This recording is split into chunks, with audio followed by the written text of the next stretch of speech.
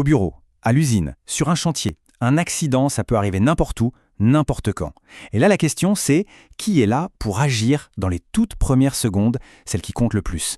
Eh bien, aujourd'hui, on va décortiquer ensemble un rôle qui est à la fois essentiel et finalement assez méconnu, celui du sauveteur secouriste du travail, le SST. C'est un maillon clé de la sécurité, c'est encadré par la loi, et on va le voir, ça concerne vraiment tout le monde. Alors, allons-y, plongeons directement dans le vif du sujet. On s'imagine la scène, hein. Un malaise, une chute, une coupure. La question est simple. Qui intervient? Que se passe-t-il concrètement pendant ces premières secondes qui sont si décisives, bien avant que les secours professionnels, le SAMU ou les pompiers n'arrivent? Eh bien la réponse, elle tient en 3 lettres. SST, pour sauveteur secouriste du travail. C'est un collègue, un salarié comme un autre, mais qui a été formé, qui a été désigné pour être le premier intervenant. Alors attention, soyons clairs, ce n'est pas un médecin ni un infirmier, mais c'est cette personne qui est le premier maillon vraiment indispensable de ce qu'on appelle la chaîne des secours. Mais alors, on pourrait se dire que la présence d'un SST, c'est juste une bonne idée, une sorte de bonus pour l'entreprise. Eh bien, pas du tout. En fait, ce n'est pas le fruit du hasard, c'est une véritable obligation, quelque chose de très solidement ancré dans la loi française. Alors, voyons un peu ce que dit la loi, justement. Ok, alors là, on voit que ça ne rigole pas. La sécurité au travail, ce n'est pas juste une recommandation, c'est basé sur des piliers juridiques très solides. On a le Code du travail qui est assez direct. Il dit que l'employeur doit assurer la sécurité et organiser les secours. Point. Ensuite, il y a le Code pénal qui rappelle à tous, en tant que citoyens, qu'on a l'obligation de porter assistance à une personne en danger. Et pour boucler la boucle, le Code civil vient dire que si un dommage survient, eh bien la responsabilité de l'employeur peut être engagée.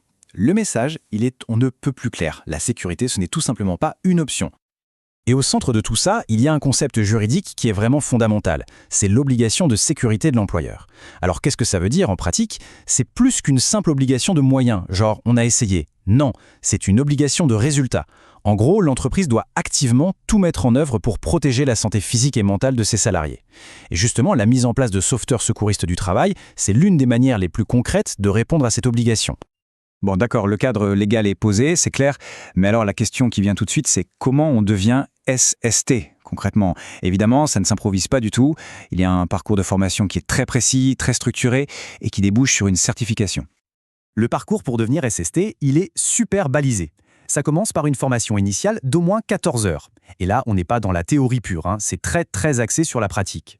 Ensuite, il y a des épreuves, des mises en situation, pour vérifier que les compétences sont bien là. Et si tout se passe bien, hop, on obtient le fameux certificat SST.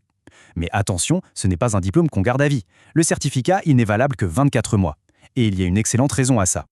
Et voilà la raison, c'est ce qu'on appelle le MAC, le maintien et l'actualisation des compétences. En gros, c'est une formation de recyclage, une sorte de piqûre de rappel obligatoire qui dure 7 heures et qui a lieu tous les 2 ans. L'idée, elle est toute simple, les gestes de secours, ça s'oublie si on ne les pratique pas. Donc ce MAC, il sert à s'assurer que tout reste frais en mémoire, que les gestes restent des réflexes et que les connaissances sont toujours à jour. C'est une boucle d'amélioration continue en fait. Allez, on passe maintenant à la partie la plus concrète, le cœur du sujet. Une fois qu'on est formé, certifié, que fait un SST au quotidien? Et surtout, en cas d'urgence. On va voir que son rôle est en fait double, et c'est précisément ça qui le rend si précieux pour l'entreprise. Ok, imaginez, un accident vient de se produire. Le premier réflexe, c'est la panique. Eh bien, le SST, lui, il est entraîné pour ne pas céder à ça. Il a une procédure en tête, un vrai fil d'Ariane, un mantra. Protéger, examiner, faire alerter et secourir. D'abord, protéger, pour sécuriser la zone et éviter un suraccident. Ensuite, examiner la victime, pour comprendre ce qui se passe. Puis, faire alerter, c'est-à-dire donner l'alerte de la manière la plus efficace possible au secours, et seulement après, secourir, en pratiquant les gestes de premier secours appropriés. C'est cette méthode, cet ordre précis, qui peut littéralement faire toute la différence. Mais attention, ce serait une grosse erreur de penser que le SST n'est là que pour intervenir après un accident. Comme le dit cette phrase, le SST est un acteur clé de la prévention des risques professionnels, et c'est ça qui est fondamental. En réalité, son rôle le plus important se joue bien avant qu'un drame ne se produise. Et c'est là qu'on touche à la mission peut-être la moins visible, mais la plus essentielle du SST, la prévention. Il est un peu comme les yeux et les oreilles de la sécurité sur le terrain au quotidien. Son rôle, c'est de repérer les situations dangereuses. Le câble qui traîne au milieu du passage, la machine qui n'a pas sa protection, le petit risque que personne d'autre n'a vu. Il ne garde pas ça pour lui, il fait remonter l'information, il propose des améliorations, il participe à rendre le lieu de travail plus sûr pour tout le monde. C'est bien plus qu'un secouriste, c'est un vrai pilier de la culture de sécurité de l'entreprise. Alors si on devait résumer tout ça en quelques points clés, qu'est-ce qu'il faudrait retenir? Premièrement, le dispositif SST, ce n'est pas du bricolage, c'est un cadre légal très strict en France.